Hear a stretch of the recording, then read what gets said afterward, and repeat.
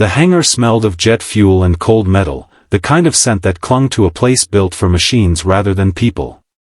Overhead, a faded American flag hung between two mounted helicopters, and beneath it stood a group of executives and military officials, laughing over coffee while a wrecked drone sat on wooden pallets in the middle of the floor, scorched, torn open, one wing sheared clean off. Ethan Cole knelt beside it, running his hand along the blackened hull. He was a contractor, hired for the day to help catalog scrap components before the wreckage was hauled off for disposal. Nobody in the hangar had bothered to learn his name. To them, he was simply the mechanic crouched in the dirt while they discussed price points and press releases. Behind him, Diane Whitfield, CEO of the defense contracting firm that had just acquired the drone as part of a decommissioned military lot, stood with her arms crossed, watching the wreckage the way someone might watch a curiosity rather than a machine that had once flown real missions. She'd bought the lot cheap, mostly for the metal, and she said as much to the officer beside her, that whatever couldn't be repurposed for parts should be thrown straight into the scrap pile. Ethan wasn't listening to her. He was looking at something scratched into the metal near the drone's damaged nose cone, half hidden beneath scorch marks and rust. 2 words and a small, crude heart, carved by hand rather than stamped by any factory. Asterisk Dad. Emma, asterisk. His daughter's name. He sat back on his heels, his hand still resting against the cold metal, and for a moment the noise of the hangar seemed to fall away entirely. He remembered carving those letters himself, years earlier, during a night shift on a forward operating base half a world away, using the tip of a multi-tool because paper felt too fragile for what he wanted to say. He remembered the drone unit he'd maintained back then, remembered the mission logs, remembered filing a report about a targeting malfunction that had nearly gotten a ground team killed, a report that had vanished into a stack of paperwork before anyone senior ever looked at it.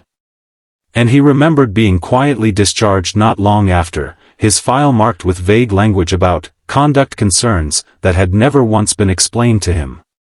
He hadn't seen this drone in 6 years. He never expected to see it again, least of all being casually discussed for scrap by people who had no idea what it represented. Diane noticed him lingering too long over one section of the hull and called out, impatient, that if he had something to say he should say it instead of wasting time. Ethan looked up and told her plainly that this particular unit needed to be pulled from the lot before anything else happened to it. Diane laughed, not unkindly, but with the practiced dismissiveness of someone used to contractors overstating the importance of their work. She reminded him he was being paid to catalog scrap, not to make acquisitions decisions, and repeated her order to the crew standing nearby, throw it in the scrap pile. Ethan didn't raise his voice. He simply asked if anyone in the room recognized the tail designation stenciled faintly beneath the scorch marks. A colonel standing near the back of the group stepped forward, frowning, and read the partial serial number aloud. His expression shifted almost immediately.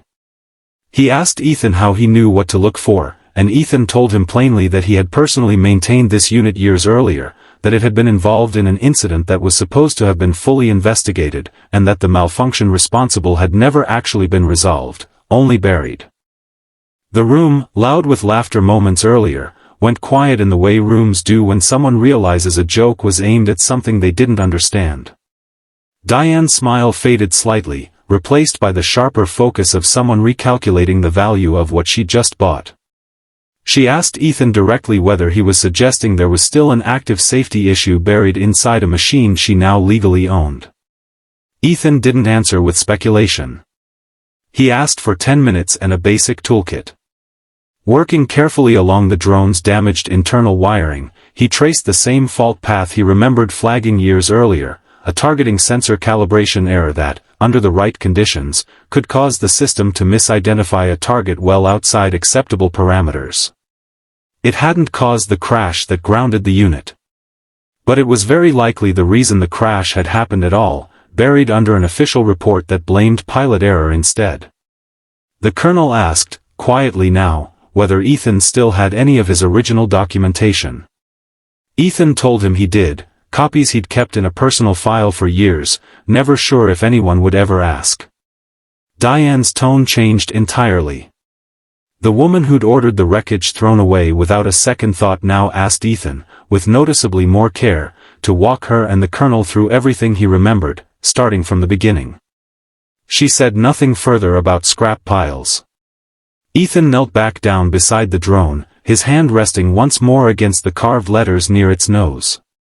He thought of his daughter waiting for him at home, of the discharge that had never made sense to him, and of the quiet, stubborn hope that maybe, 6 years later, the truth was finally about to matter to someone who had the power to do something with it.